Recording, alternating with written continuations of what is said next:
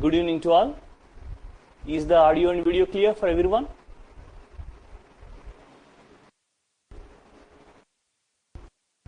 So let us begin our today's session on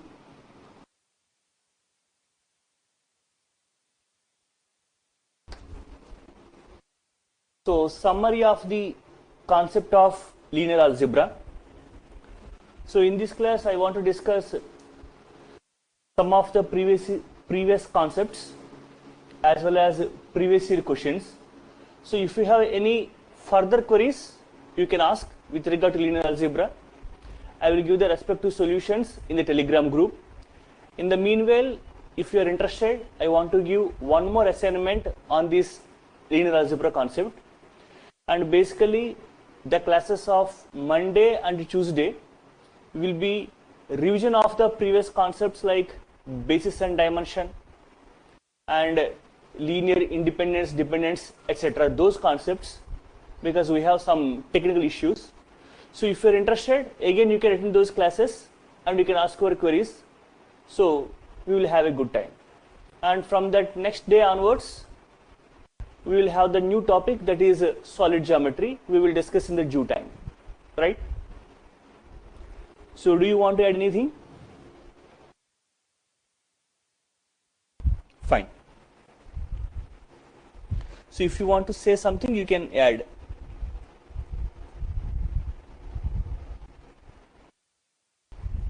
So let us begin our today's session. That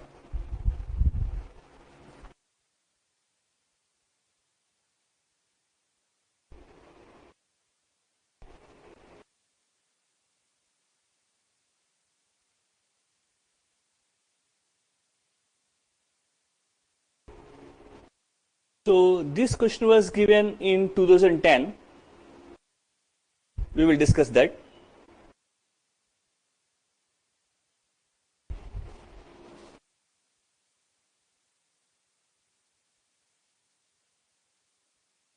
Suppose the transformation is defined by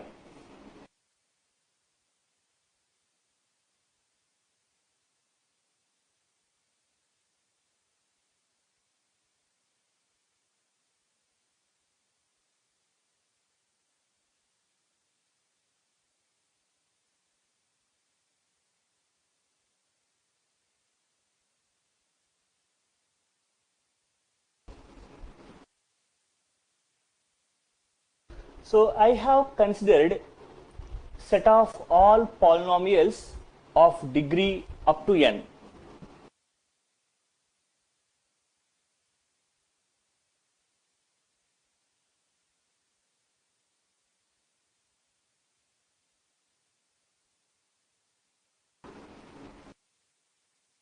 So Pn stands for all polynomials of degree up to n.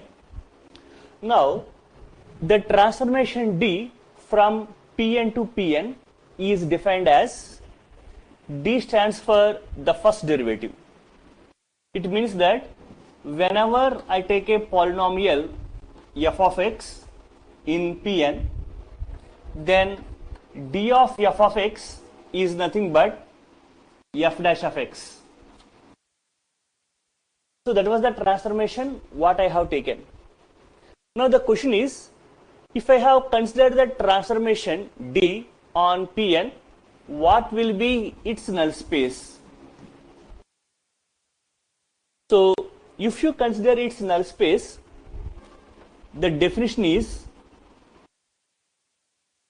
set of all polynomials in Pn such that d of f of x is equal to 0 in Pn. Because here domain and codomain both are same. So since d stands for derivative, so f dash of x must be equal to 0. That means 0 polynomial in Pn. So from this, what could be the choice of f in the domain Pn? Can you say?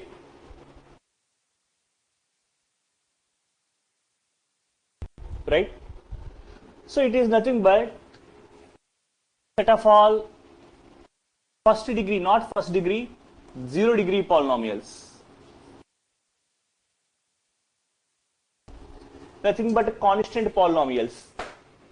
So whenever you differentiate the constant, the result could be 0. You cannot take the first degree polynomial, right? Because if you take a first degree polynomial, if you differentiate that, can you give the guarantee that the differentiation should be 0? No. That's why we consider only constant polynomials, nothing but polynomials of degree 0. Accepted? All of you? Any questions?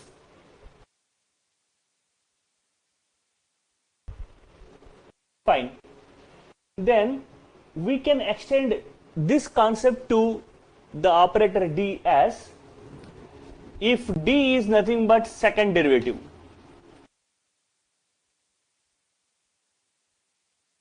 So D of f of x is defined as f double dash of x.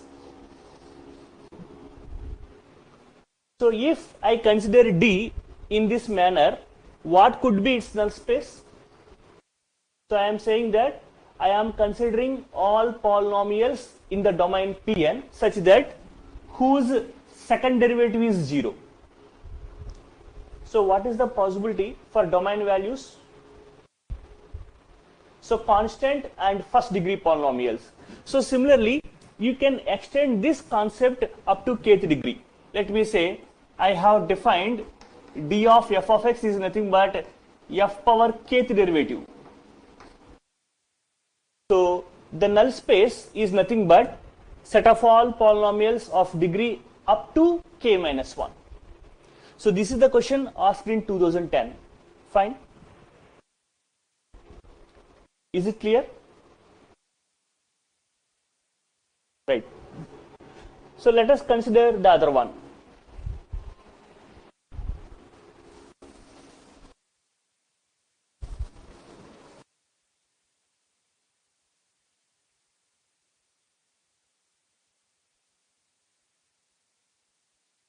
As we know that generally whenever you consider two-dimensional, three-dimensional vector spaces, let me say r square, r cube, r power 4, etc.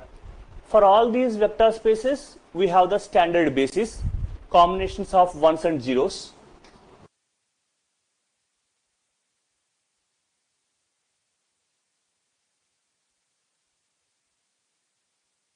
We call it as the standard basis for r cube.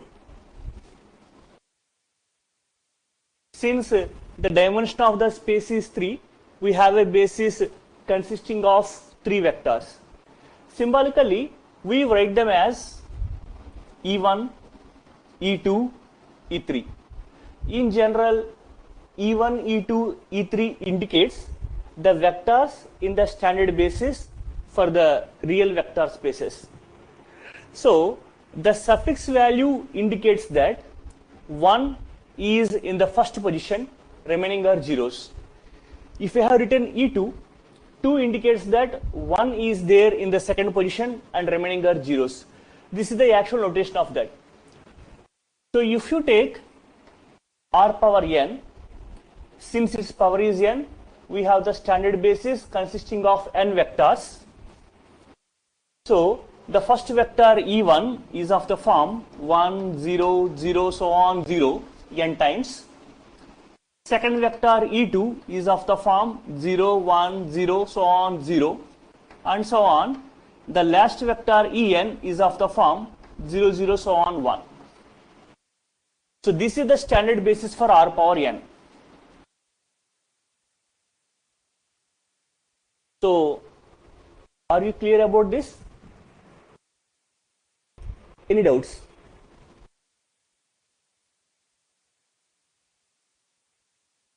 So if we have known this, okay, otherwise please take a note of this about standard basis. So we call them as n tuples. Now based on these, one question is framed.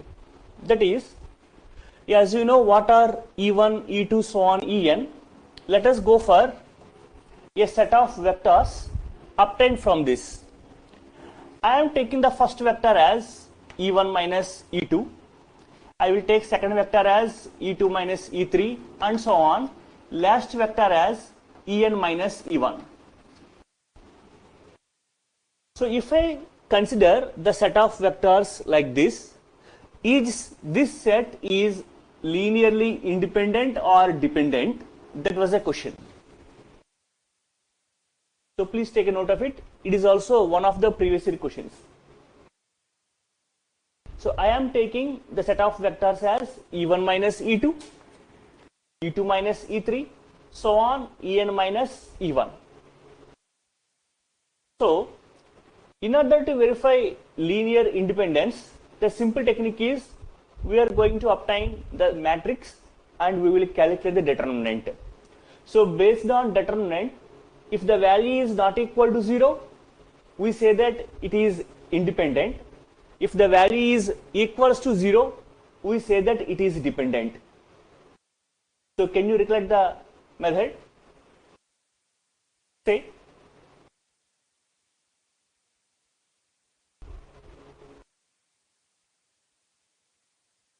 Are you with me?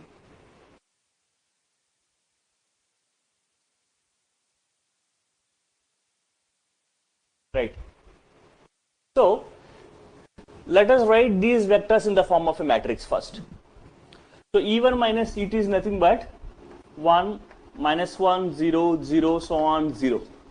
Because I am subtracting, I am doing that e1 minus e2. So if you write e2 minus e3, it is nothing but 0, 1, minus 1, 0, so on, 0.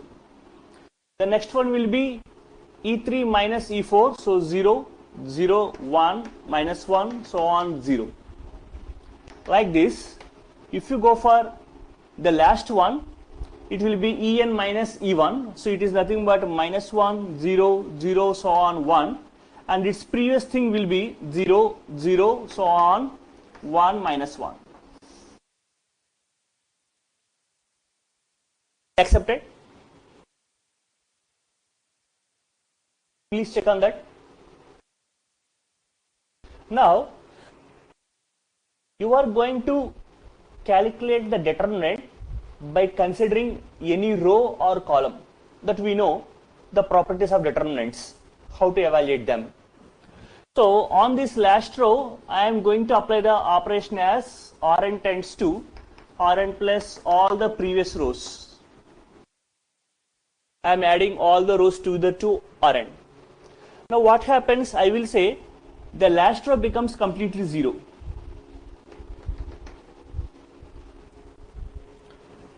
So will you accept? Hence determinant equal to 0. Therefore, these set of vectors are nothing but linearly dependent. So that was the solution for the problem. Fine. Please take a note of it.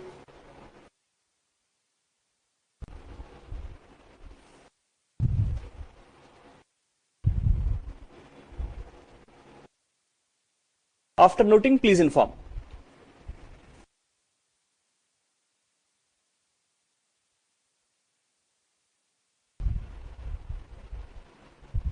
Yes, since it is not a spanning set because it is becoming independent. Please understand, spanning set may be dependent or independent, that we won't bother. If the vectors in the spanning set are independent, then it becomes a basis. So you cannot say that it is not a spanning set. It is a spanning set. Why not? Because whatever the n tuple you take, x1, x2, so on, xn, you will be able to write as a linear combination of these vectors. It is possible to say. Among these vectors, you have one vector which is dependent. That is what we are removing. That's it. Fine. Okay. So can I take the other one, please?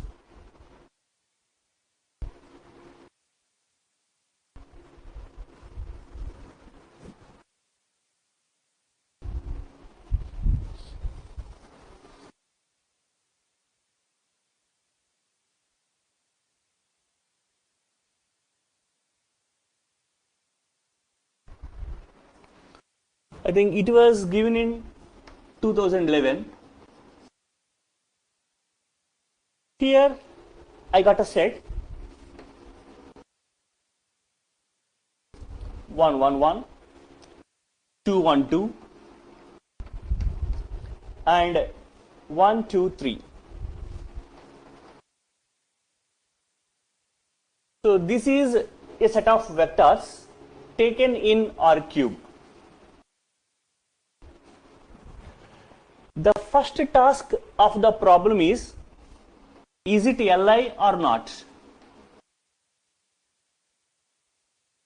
So I request you to write them in the form of a matrix, calculate the det, and please give me the reply. Is that Li or not? Please go ahead.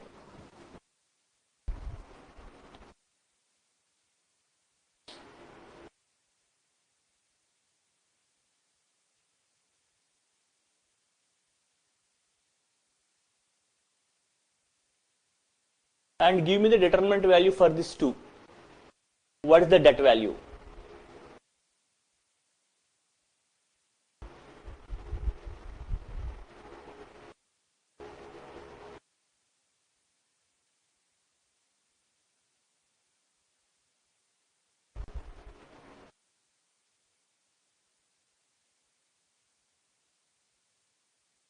So all of you accept that determinant of this one 1 1 1 2 1 2 1 2 3 equals to minus 2.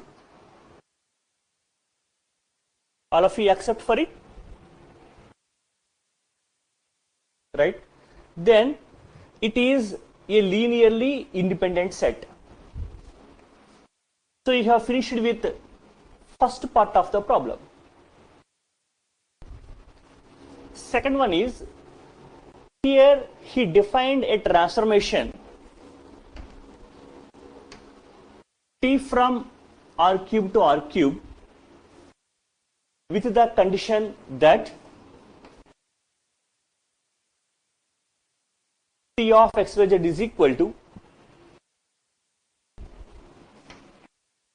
x plus 2y plus 3z, x plus 2y plus 5z, 2x plus 4y plus 6z.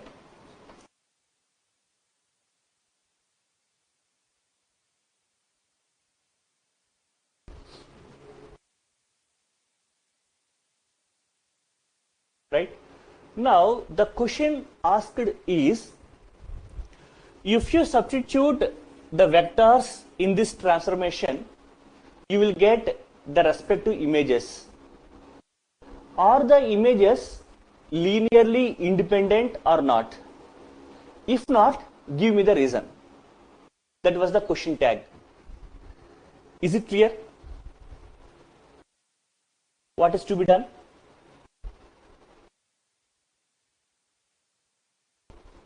Or you want me to repeat?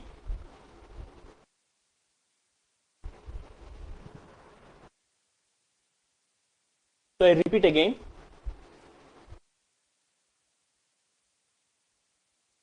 So here also we calculate the det, or you can reduce that into echelon form, whatever the procedure that you can do.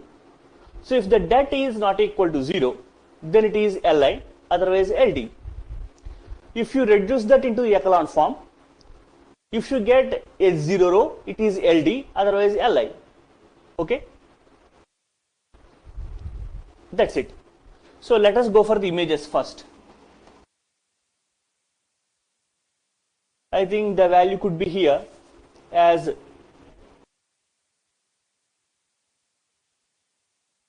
6, 8, 12. So if you go for the second one,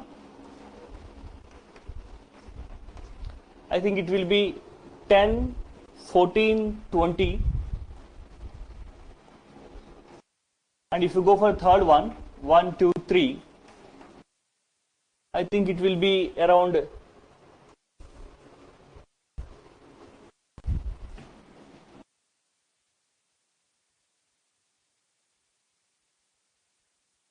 So will you confirm this?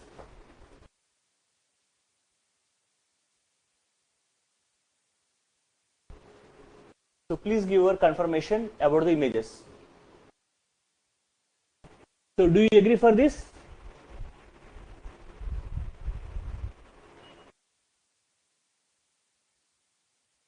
Check for the images. And would you mind please calculate the determinant 2 and tell me, is it independent or dependent? I will wait for your response. Or you can reduce that into echelon form, that also acceptable,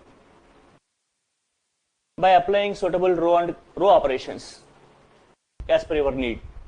You can divide the rows, you can subtract the rows and reduce it into echelon form.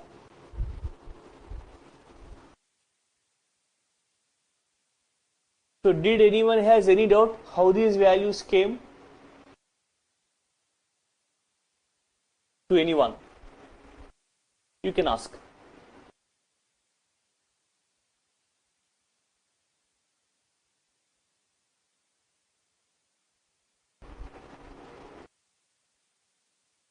So after the calculation of that, are you getting a 0 or not? You please tell.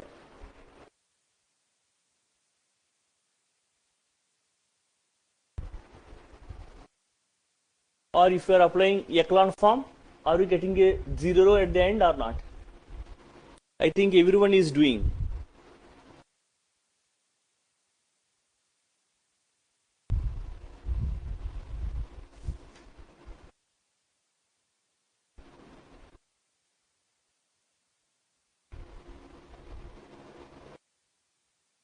Is it non-zero? Sure.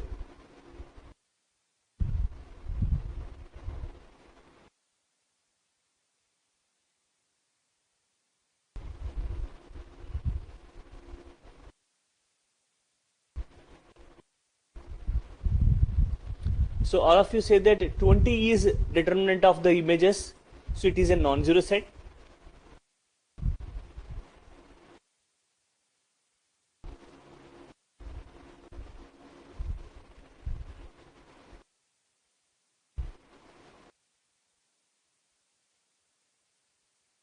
All right, I leave the part for you. I will give the conclusion. If the determinant is not equal to 0, then it is a linearly independent set. Then there is no need to give the reason. If at all, if the determinant is equals to 0, then the set is LD. Now the question is, why the set has become LD? Now understand that the main objective of the transformation is it transforms one vector into the other. And if you want to transform a basis into another basis, and also a linearly independent set into another linearly independent set, then you must say that the transformation is a bijection. Or you can say that it is invertible.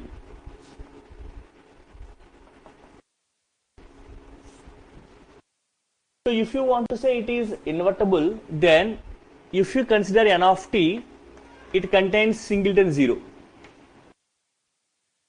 Then only the transformation changes one basis into the other basis. Otherwise, even though if you consider a linearly independent set, the other one may be the set of images. That's all.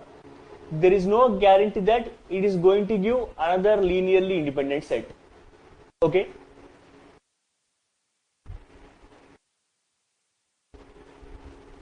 Are you clear?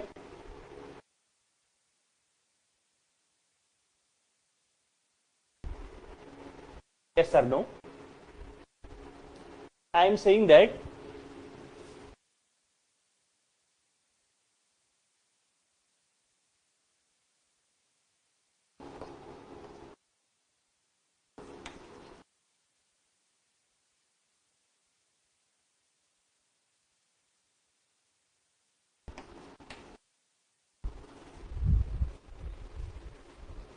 So T of linearly independent set will give linearly independent set. This is possible only when T is a bijection. If T is not a bijection, then T is just a transformation. So if you give input as linearly independent set, the output is not guaranteed that it is again a linearly independent set. Okay? The thing here is, whenever the function is a bijection and by default it is a transformation, that type of functions we call them as isomorphisms. In other words, they map structure to structure. Otherwise, we can call it as they are structure preserving. So whatever the input you give, similar kind of output will come. The result values will vary, but the result will have same characteristic features. In a simple thing, suppose I have taken a transformation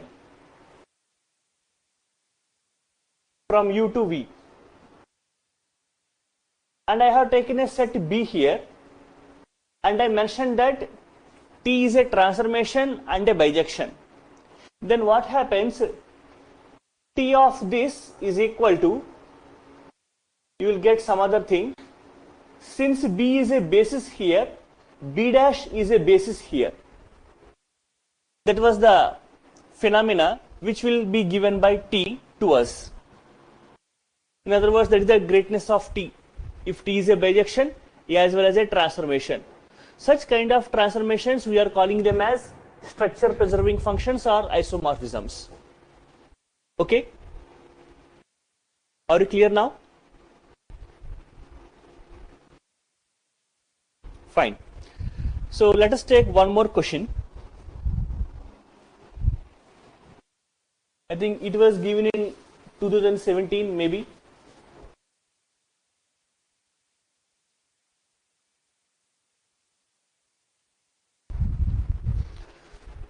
Generally,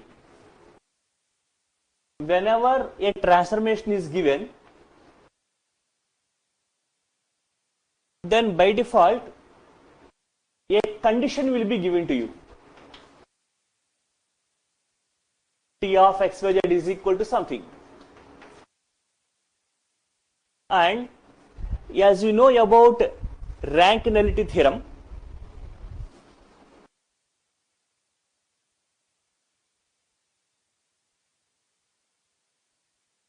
so from that you know how to calculate rank of the transformation and nullity of the transformation. Now the question is, apart from giving the condition for T, since you know every transformation you can represent it in the form of a matrix by means of a basis. So here we got a matrix for the transformation given by 1, 2, 3, 1, 1, 3, 5, 2, and then 3, 8, 13, minus 3.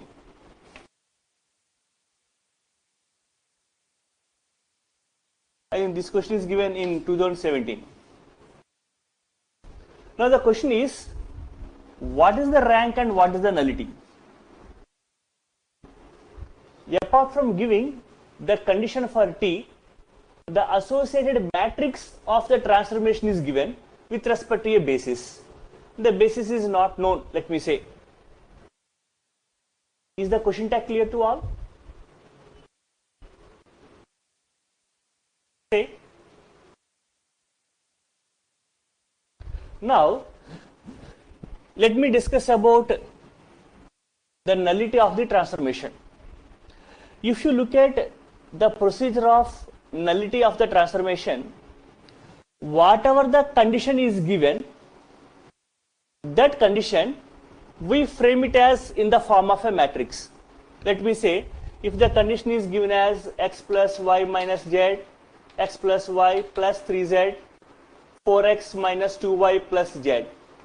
Then we write them as matrix model, and from this we calculate the null space. That actually we do while calculating null space of the transformation. Since the matrix is given straight away here, there is no need to know about the condition of T. For this transformation, straight away apply row operations, and from that calculate the solution, which is nothing but null space of T. So if you apply the operation R2 tends to R2 minus R1 and R3 tends to R3 minus 3R1, then you are going to get the result as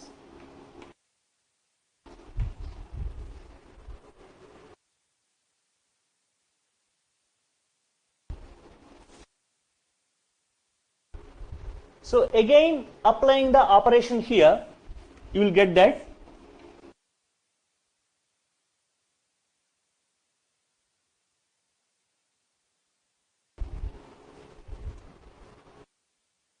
now please understand that the question is framed from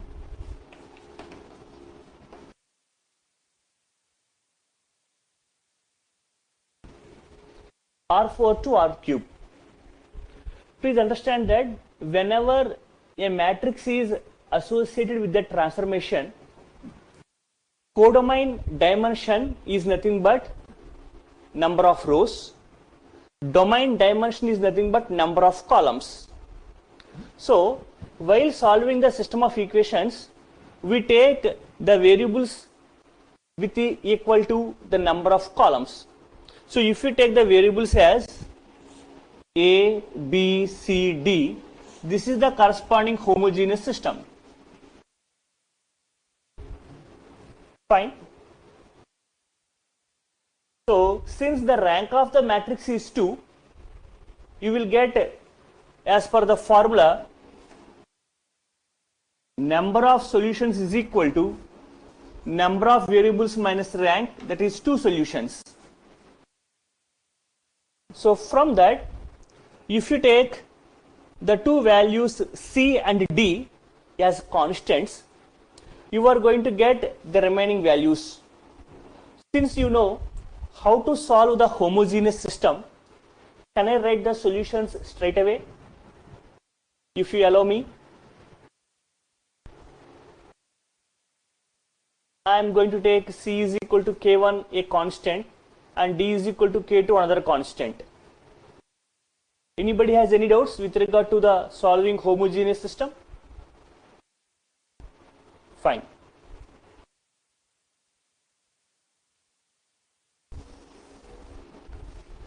So you are going to get it as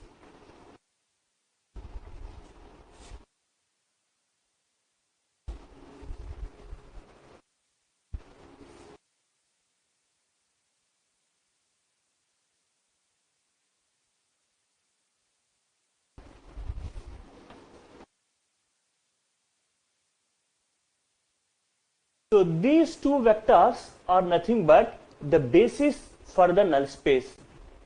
Hence, nullity of the transformation is nothing but 2. And you have to do one more thing about rank of the transformation. Right? So let us go for it. Can I erase this? Please take a note of it. After noting, please notify.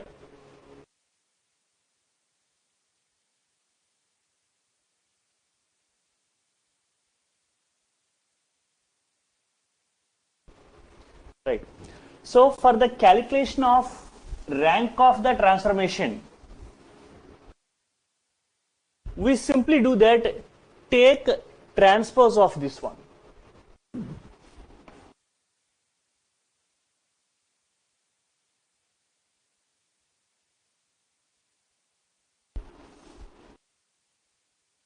Why we are taking transpose? Because the transpose matrix will give the images. You can say the images T that you can call upon. So let us reduce that into echelon form. and you are going to get it as applying the operations 113, 012, 024 and 0 minus 3 minus 6.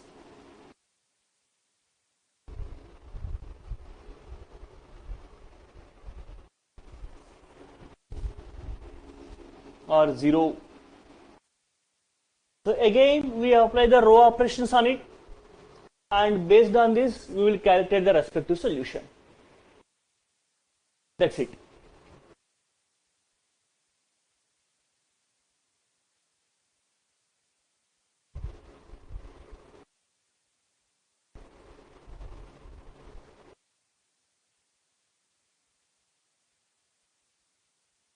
Any doubts for this method to anyone?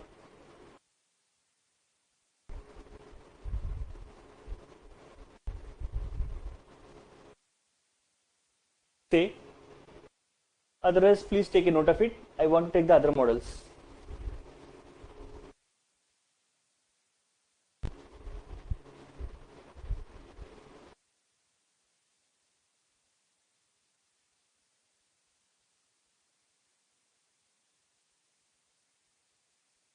Can I proceed further?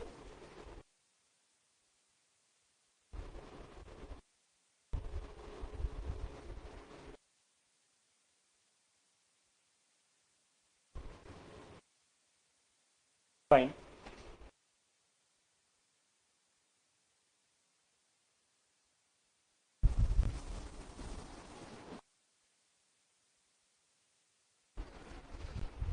So it was given in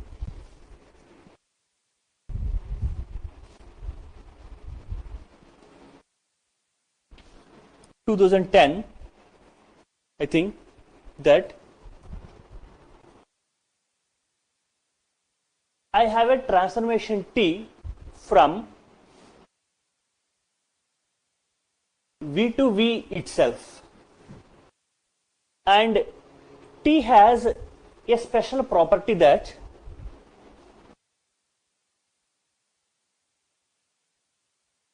T minus T square equals to I. So here I stands for identity transformation, just like I of x equal to x again. Whatever the input you give, the same output will come. I of 5 is equal to 5, just like that. Now the question is, prove that this transformation is invertible.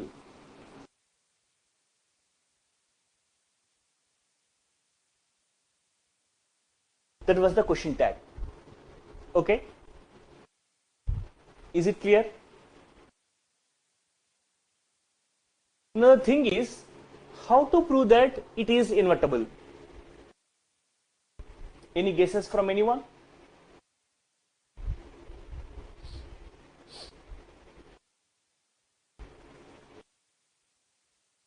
Yes or no?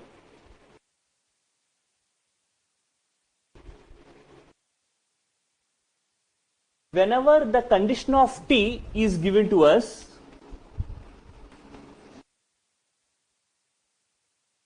using the condition of T, we will determine what could be the possible vectors in the null space.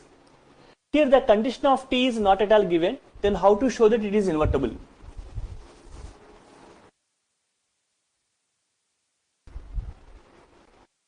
As you know that a function is invertible if it is a bijection. Agreed? Yes. So we will prove that this is a bijection. So we have to prove that it is 1, 1 and also on 2. So what is the criteria for 1, 1?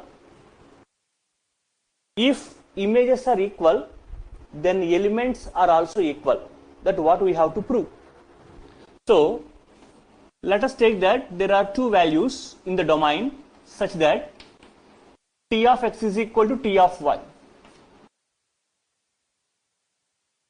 So if I proved that x is equal to y, then 1, 1 part is complete. Do you agree with me? Say. Now we use this condition. So both sides apply T. again apply minus.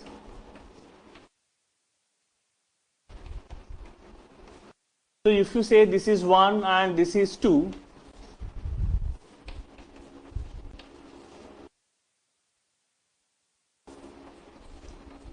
one plus 2 gives that.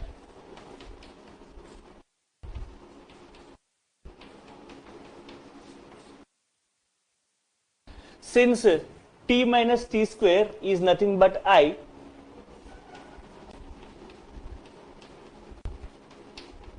which gives that x is equal to y. Therefore, the given function t is 1, 1. Any doubts?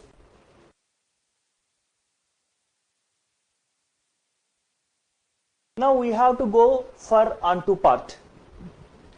So if you observe that the function is a operator from v to v itself, that means input and output both will belong to the same set. So let me say for onto, I will take a value in the codomain.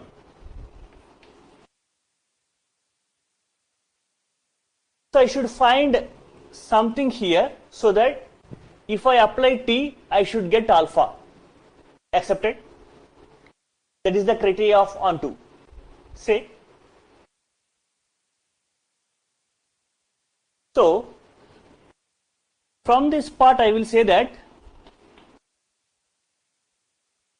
since I have taken alpha belongs to v, t of alpha also belongs to v. Why? Because t is a mapping from v to v. Domain, codomain both are same. So now what happens? In the domain I got two values, alpha and 2 alpha, t of alpha. Now from this I can say alpha minus t of alpha also belongs to v. Why? Because v is a vector space.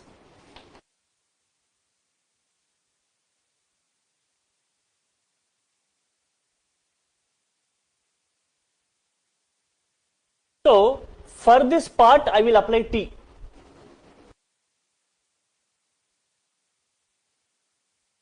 This is nothing but t minus t square of alpha.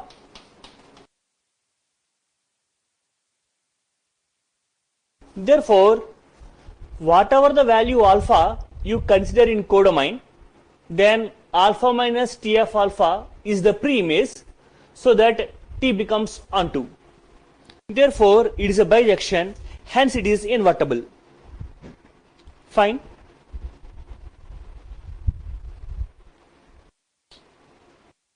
Please take a note of it.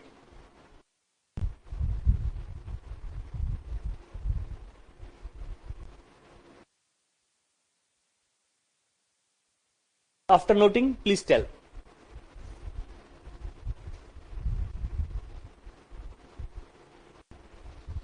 Any doubts to anyone?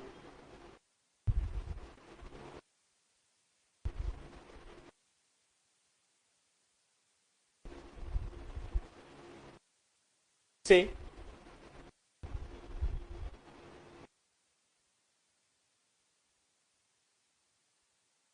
If you are clear, I will take the other one.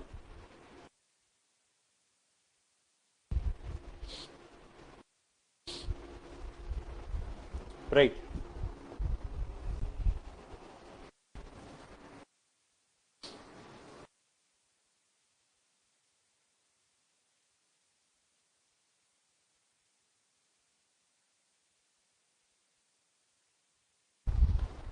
I think it is also given in 2010.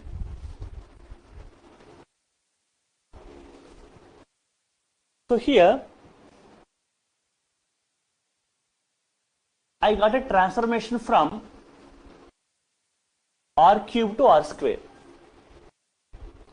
and I have given two bases.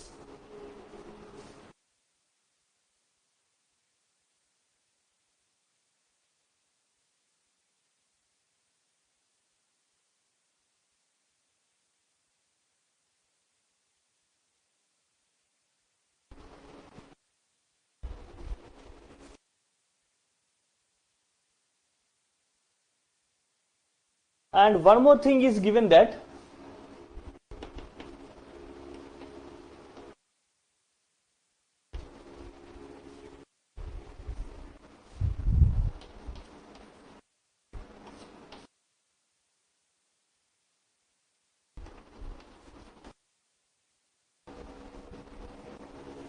this was the question tag.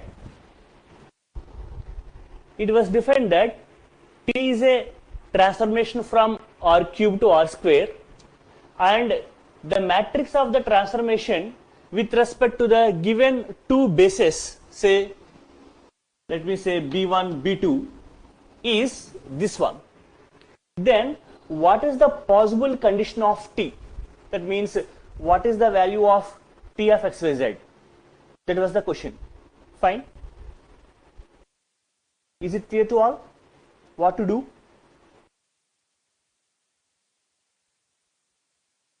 So if you recollect the procedure in finding or obtaining the matrix of a transformation, what are the significance of these values in the matrix? How these were written?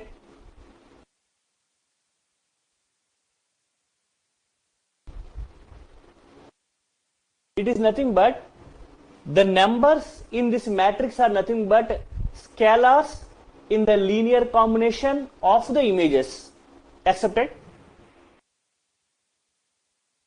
And the matrix is thus obtained in a way that first column of the matrix is scalars in the first image linear combination.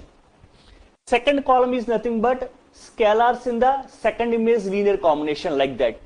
And that linear combination is obtained from the codomain basis. So if you want to know the images, it is very simple that if you multiply the column with the basis, you will get the images.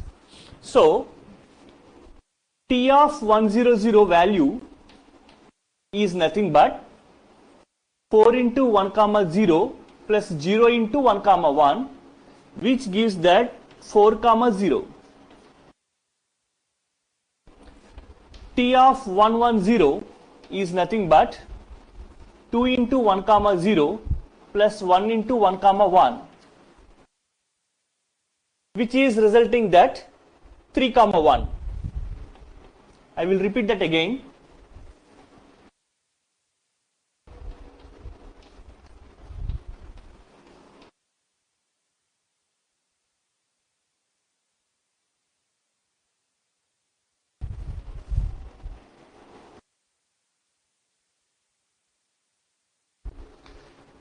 Let me say how actually we write matrix of the transformation. The first step is we apply T to a vector. Then you will get an image.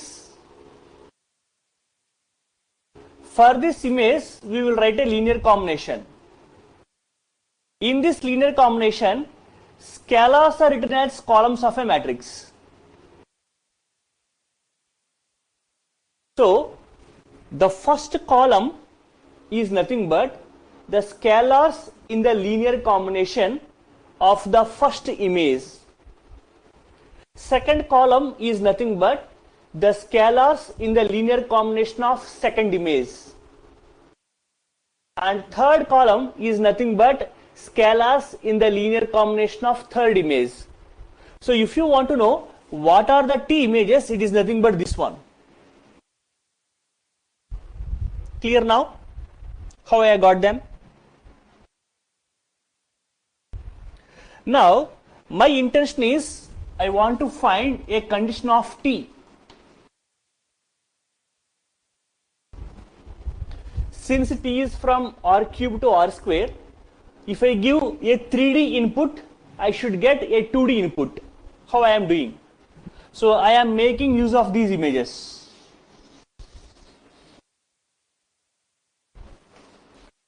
So please understand that here the vectors what I am giving as input are nothing but basis. So first of all, I want to write a linear combination.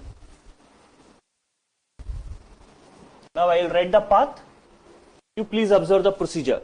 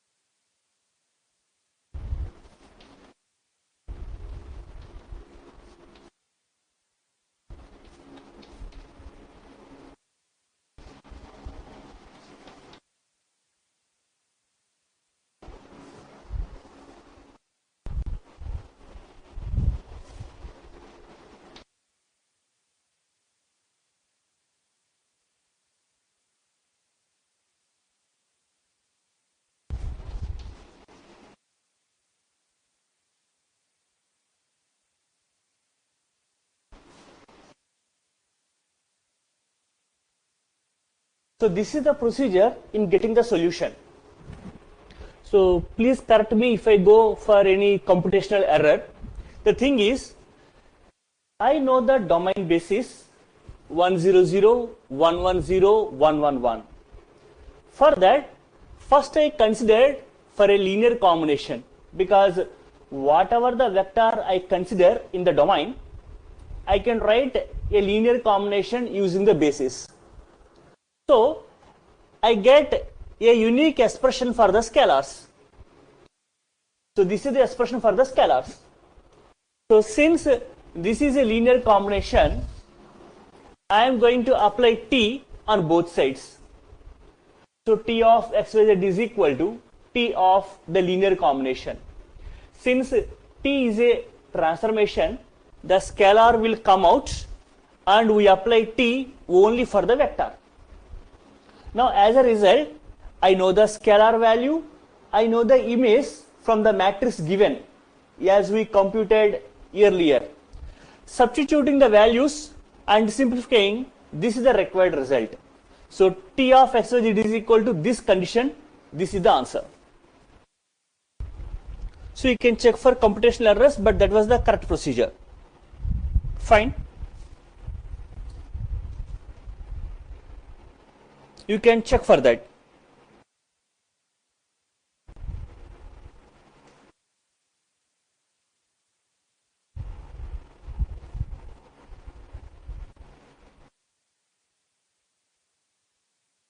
So you are asking this one.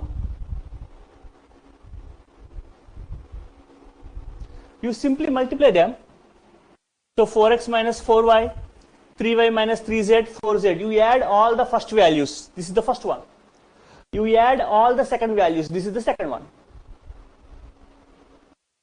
The simplification part I skipped. So actually how it comes? Here 4x minus 4y comma 0 plus there 3y minus 3z comma y minus z, and there 4z comma 3z. Right, if I go wrong you can correct me, no problem.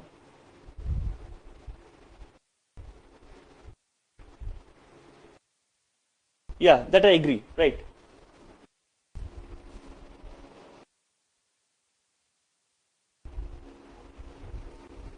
Can you check? While multiplying with y minus z, it will be y minus z, right?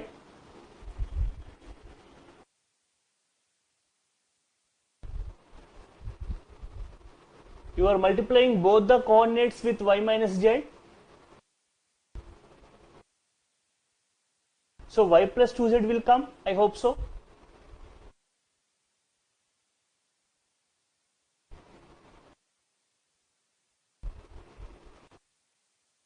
So is the procedure clear to everyone? Please check. Right. So do you accept for this simplification what I did?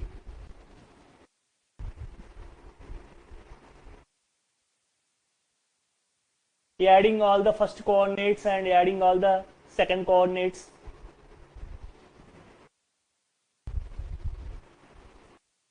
I think mine is correct. I hope so.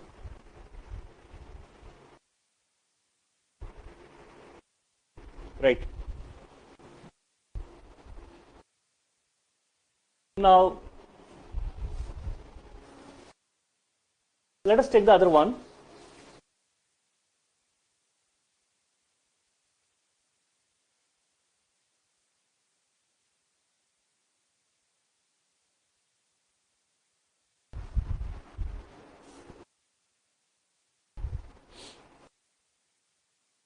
So this is also one of the previous year questions. I think it was given in 2005.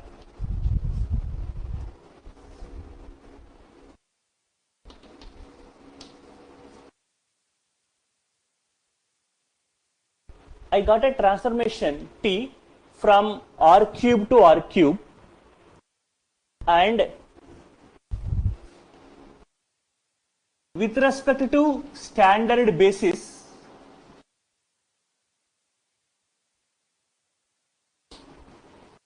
the matrix is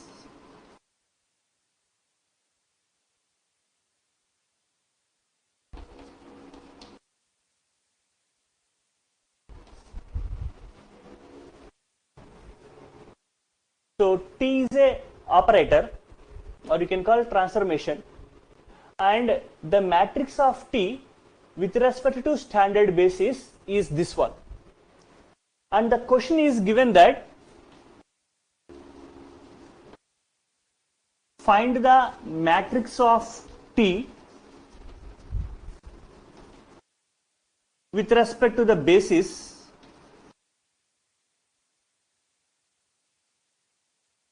given by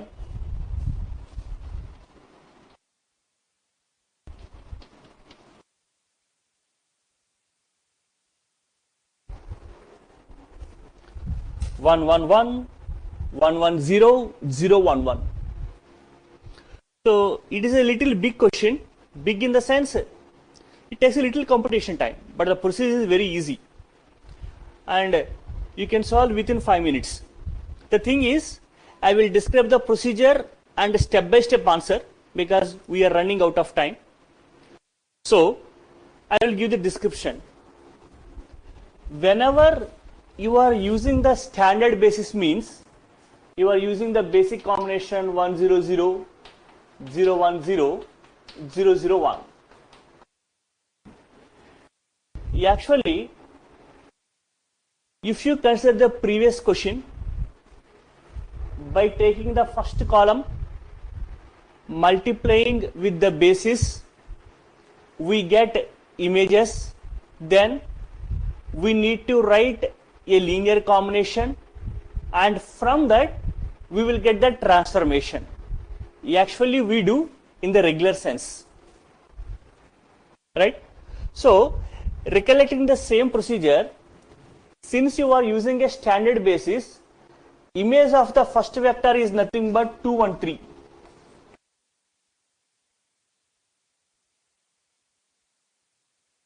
Image of second vector is nothing but 1, 2, 3. Image of third vector is nothing but -1, 2, 4. So there is no need to multiply the column scalars with the basis because you are using a standard basis. If you are using any other basis, the column scalars will be multiplied with the basis, then only you will get the image.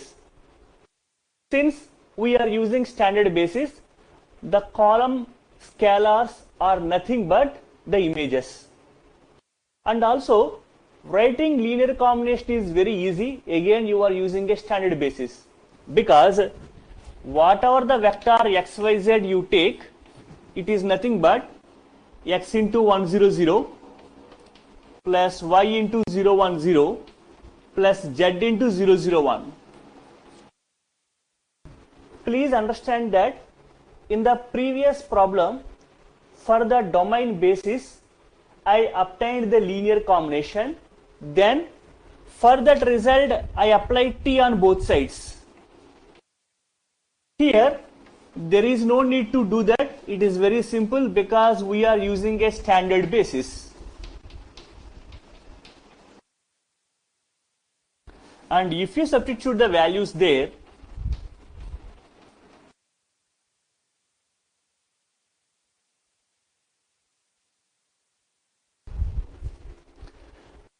the value of t is nothing but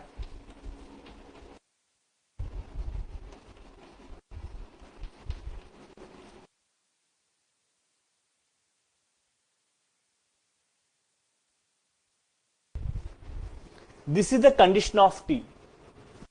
Now you can compare the previous problem and the current problem. The difference between obtaining the transformation from a standard basis, obtaining the transformation from different basis. Please check the procedure of previous problem and this problem. Could you agree?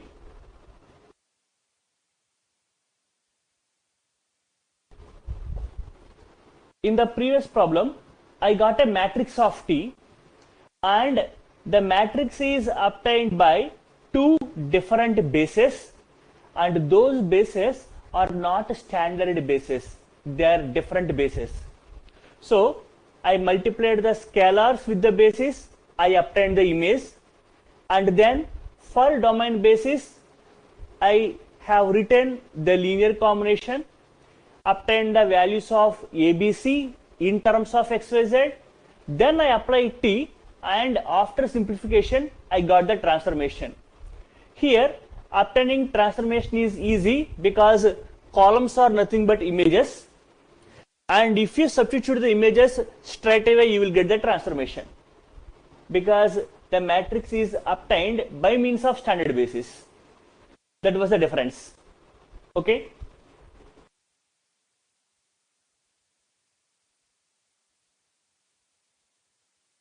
Are you clear now what I am saying?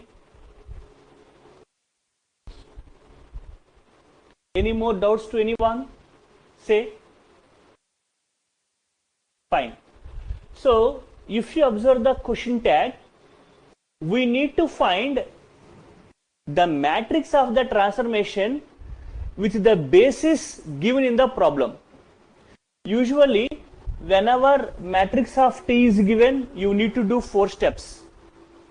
Linear combination of codomain, apply T for the domain vectors, for the images apply linear combination, and the last step, write scalars as columns. If you do the 4 things, then only you will get the matrix of the transformation. If there is only one basis, the 4 steps are obtained for the single basis only. Now we do the regular procedure for that basis. Usually we do the procedure when the condition is given. So in order to get the condition of T, I deduced the condition from the given matrix. So the importance of matrix here is nothing but I need to get what is T of XYZ. That's why I have used the matrix. So the use of matrix is completed here. So I am erasing this.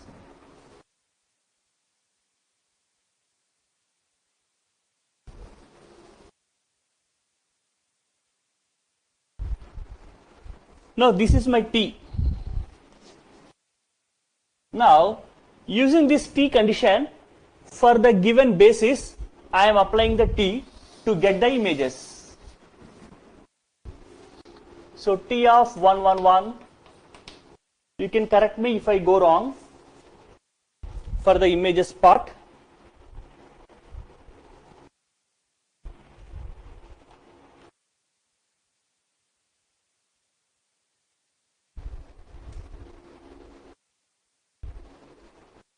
And before that, I want to write a linear combination for you too.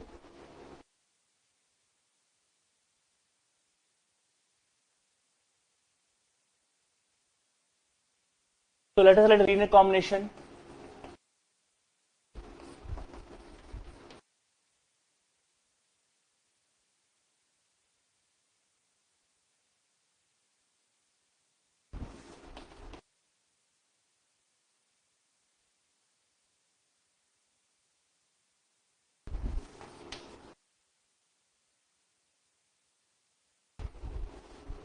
So I will say, on simplifying, you will get A is equal to x minus y plus z, B is equal to y minus z, and C is equal to y minus x.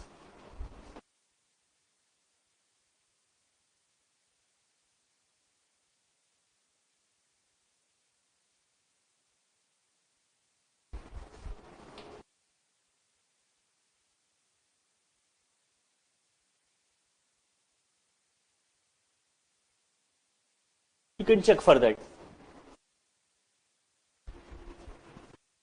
Exactly. While writing a new matrix, the single basis which is given in the problem will be used for domain and codomain as well.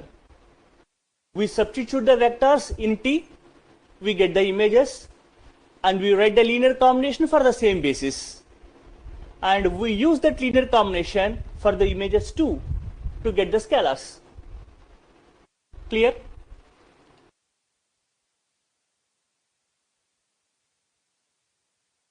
Right?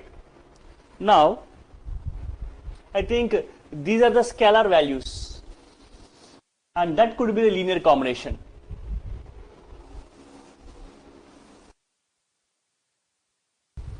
So, for that linear combination, I am giving number 2. Now I do the procedure. So T of 1, 1, 1 is equal to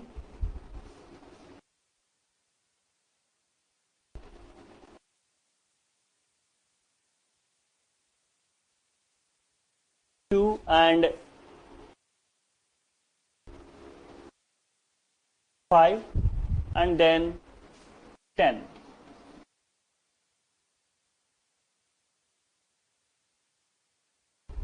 Then T of 1, 1, 0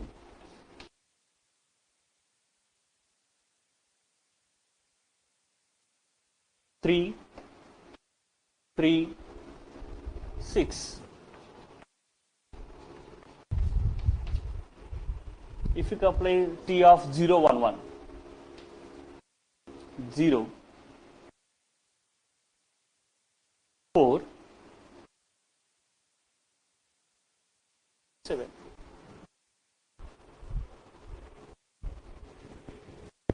So do we accept for these values?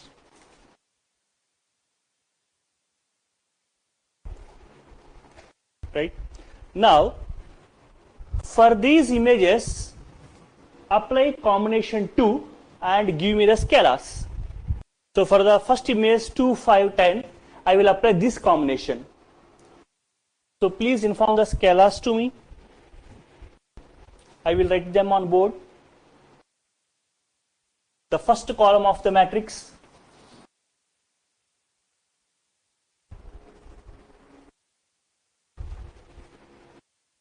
x minus y plus z,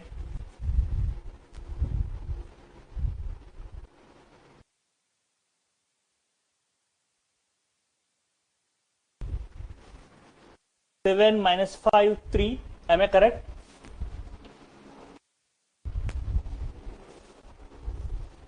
If I apply the linear combination, x minus y plus z, y minus z, y minus x, if the values are correct.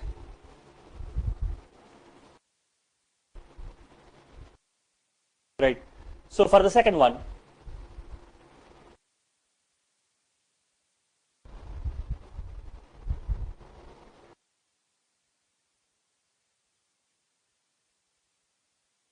six minus 3 4,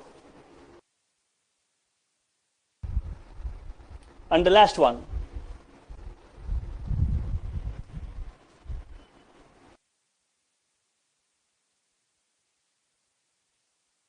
three minus 3 4. So that was the conclusion. All right, right. Y minus x, 6 minus 3 0, right? I agree with you. That's it. Accepted? So this is a kind of problem you can expect for minimum 20 marks weightage. So there one matrix is given to you with respect to standard basis. Using that, you need to get a condition of T. Later, using the given basis, you need to find a new matrix of T. That is thing. Okay? Are you clear now?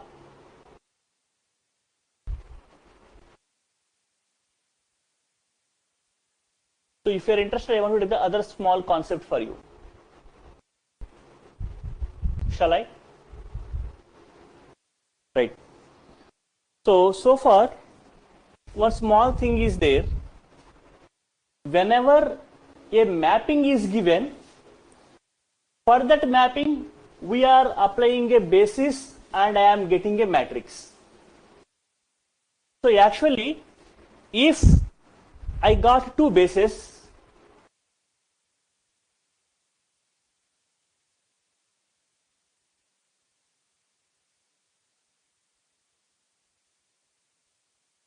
now I am finding a new matrix using these bases. So first what I will do, I will write alpha is equal to a linear combination of the second basis.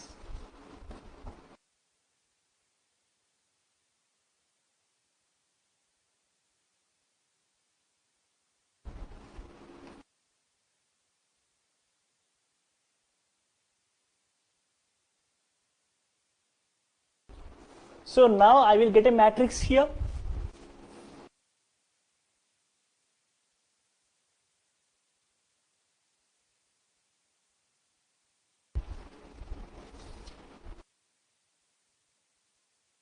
So did you understand how this matrix came?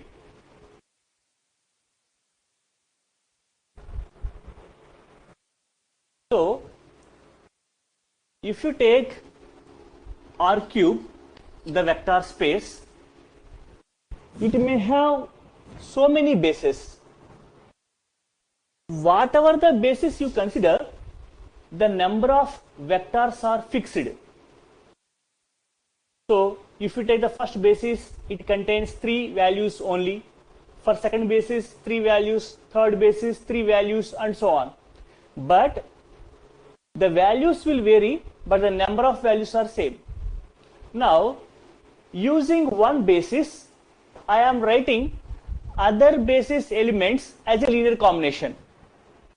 So I am writing alpha, beta, gamma, the elements in the first basis, as a linear combination using second basis. So obviously I will get the scalars. I am writing the scalars as columns of matrix. This matrix, we call it as change of basis matrix or transition matrix. So here I have written B1 using B2. So change of basis with respect to B2 of B1. You can say transition matrix of B1 with respect to B2. Okay? Did you get the logic? Using B2, I have written linear combination. So change of basis matrix of B1 with respect to B2. Similarly, I can write x is equal to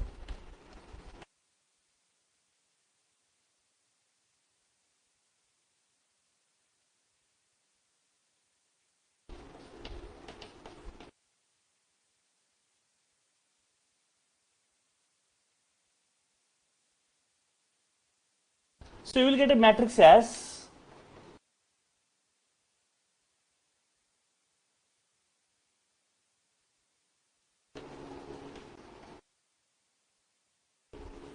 so this is change of basis matrix of B2 with respect to B1.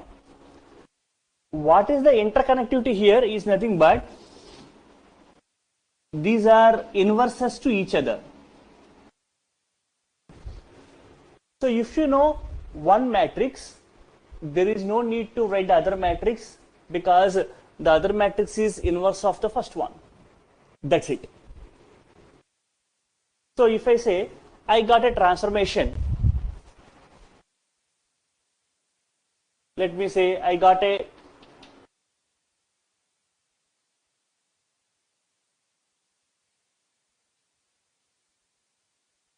say I can write these two vectors using this.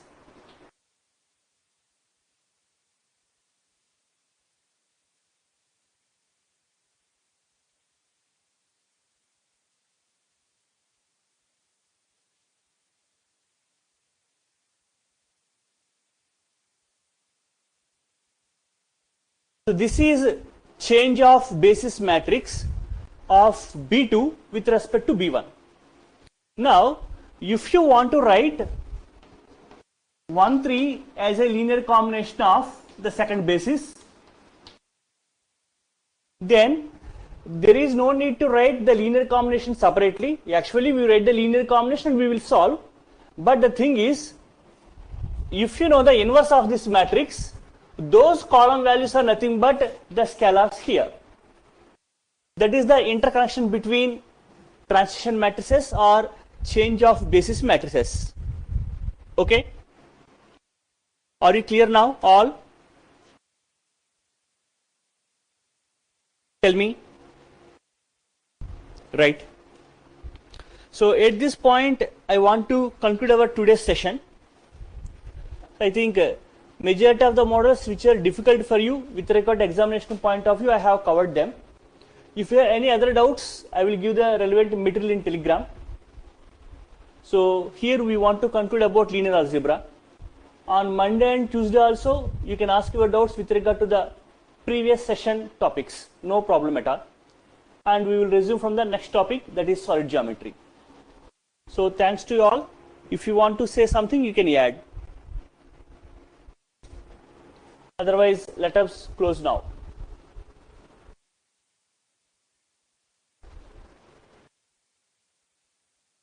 The next topic will be solid geometry. Three-dimensional geometry we are going to start.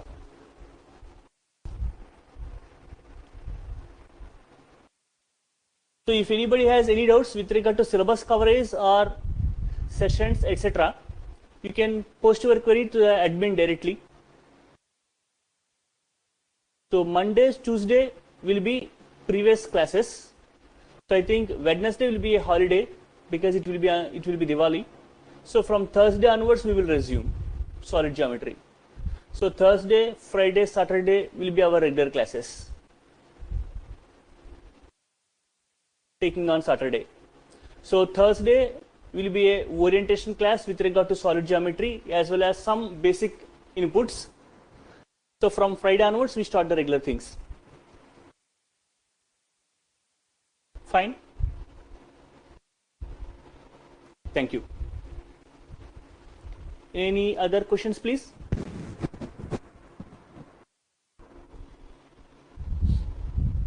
To anyone?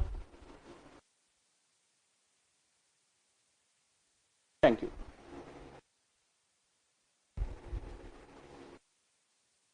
So it takes 40.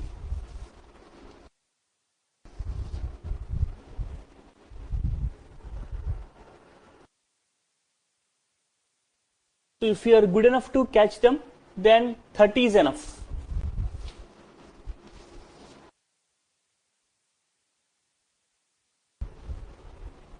At the most we take 40. Each topic has equal weightage, 50 marks minimum. I will give the, yes, 30 hours is enough, 30 clock hours. So if you count about linear algebra, so could you tell total how many hours we have taken apart from the sessions we consider?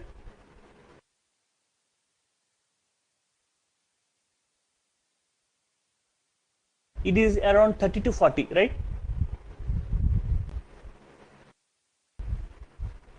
So the same thing for all. But abstract algebra, it takes 50. It is little a dry subject.